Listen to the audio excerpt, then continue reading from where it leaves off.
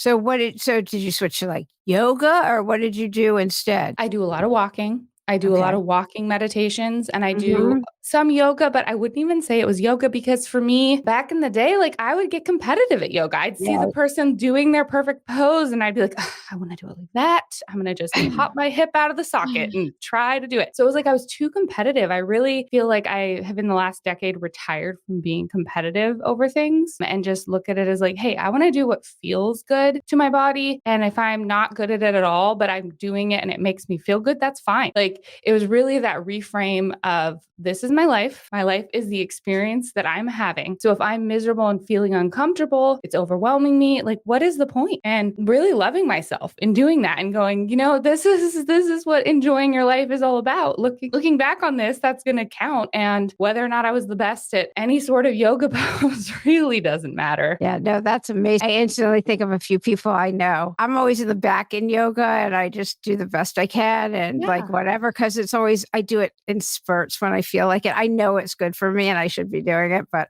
I love walking. It does make me feel good. I feel like I can walk and I do a lot of hills and trails and stuff like that and try to take in nature because it lifts and lights me up. And then you took up meditation also? Yes. And I'm not as consistent. I mean, we have a toddler. I have this other baby coming. So to say I would be very much lying to be like, I do it every day. Joe, my husband, much better at being consistent about it. I don't know if that's just a difference in how we manage our schedules or he's a little more strict about his routines, but I just fit it in when I can. And if I notice like inside of me, I'm bubbling up with a little of that anxiousness, I'm starting to get really controlling, which for me was the big issue I had to let go of trying to control outcomes. And I mean, if there is a way to learn that lesson, I will tell you it's fertility treatments. Because not that I want anyone to go voluntarily do that. It will teach you. You don't have control and you have to surrender. And there's so much of life that requires that. And I think up until that point for me, my whole life outcomes had happened how I wanted. I did well in school. I had a career that was going well. I found an amazing husband. Like all the things that I wanted just kind of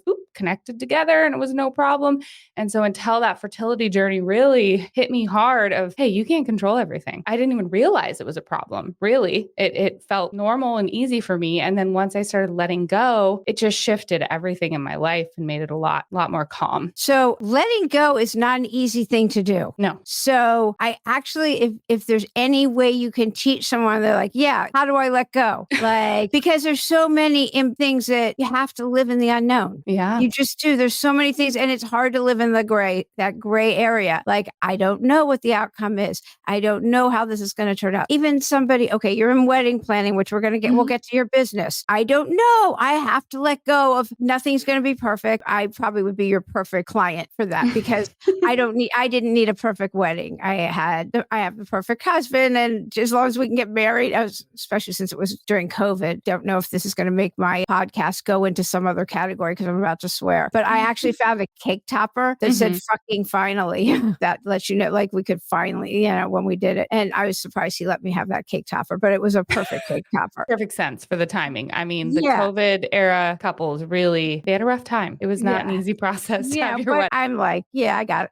the dress. It wasn't, I never needed like perfect everything, but I know a lot of people that do and they need this there and, every detail. And they're like, what kind of flowers do you like? I go, I don't know, pretty white ones. I don't know, just whatever. I get overwhelmed easily when they go to this Pinterest, whatever, that website and to look for, I go, just give me something to hold to walk down the aisle. So anyway, obviously I would be your perfect person because I don't care. I just want to get married and have vows and, whatever. Like I want the people there. I wanted to celebrate us and the love. And that's what's important. Yeah. Everyone isn't like that. So here they are. They're holding on. They want the perfect wedding or the perfect whatever. You have to let go because something's going to go wrong. Yes. Right. It's really, you're just torturing yourself. That's what I realized is my desire to control outcomes was just making things difficult for me. It wasn't actually making bad outcomes per se if things didn't go right. Like to an outsider, and a wedding's a great example. Your guest guests are going to have no clue if you were supposed to have a different type of flower on the table than what is there. It's going to bother them 0%. Not a soul is going to notice. You, on the other hand, as the person planning it, could be ruining the day for yourself by holding that so tightly. And I think that's what happens, in life on all sorts of levels. But I certainly was doing that to myself, where there were so many things that I had certain expectations and it wouldn't hit that. And I would be very frustrated, and everyone else is looking, going, no, this turned out great. This was perfect. Like the timing was ideal. And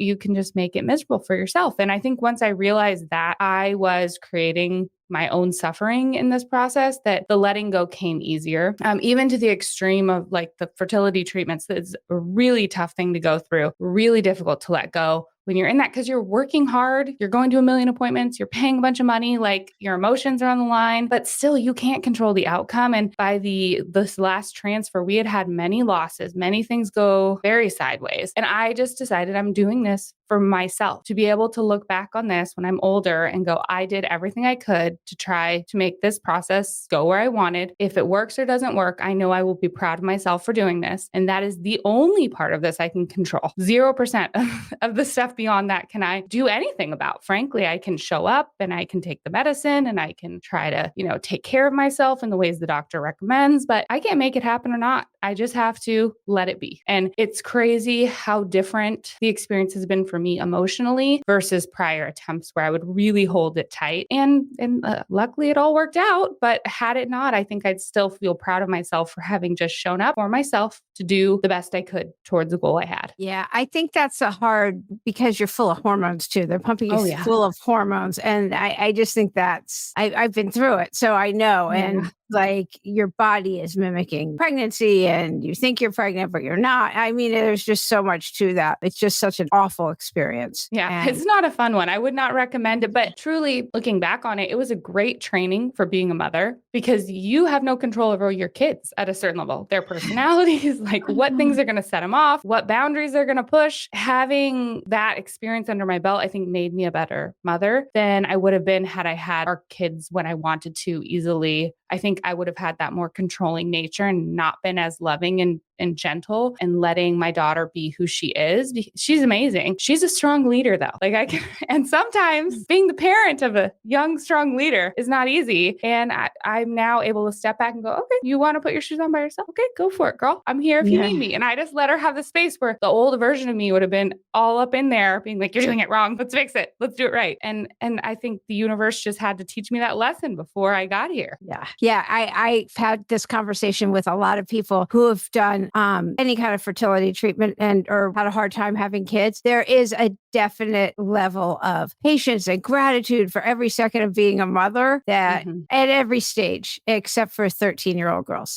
Yeah, that I'm a little nervous for. I haven't gotten there yet. So yeah, but mine was a little bit rough, but she's great now. And anyway, so yeah, but that's just one aspect of it. And then so letting go. I mean, to me, I do so many episodes on breath and just being aware, and even just closing your eyes and breathing into the feelings, and putting your hand on your chest is such a self-soothing technique that I just learned in the last year. And I feel like I'm so like, how did I not know that? Like, I've gone my whole life without even knowing that. Just going like putting my hand on my heart and breathing is a form of self-soothing. I don't know, maybe everybody in the world knew that but me, but like I've been sharing that because I was like, oh, this feels so good. Yeah, being present in your body. That's really, we get so caught up in future and what we're trying to control and all this, and just taking that moment to be like, okay, I'm right here, I'm doing this right now. I'm in this place. What do I hear? What do I see? What do I, smell, whatever, all your senses, and just being really present just slows things down and gets you out of that mental loop, whatever is going on and whatever you're working towards.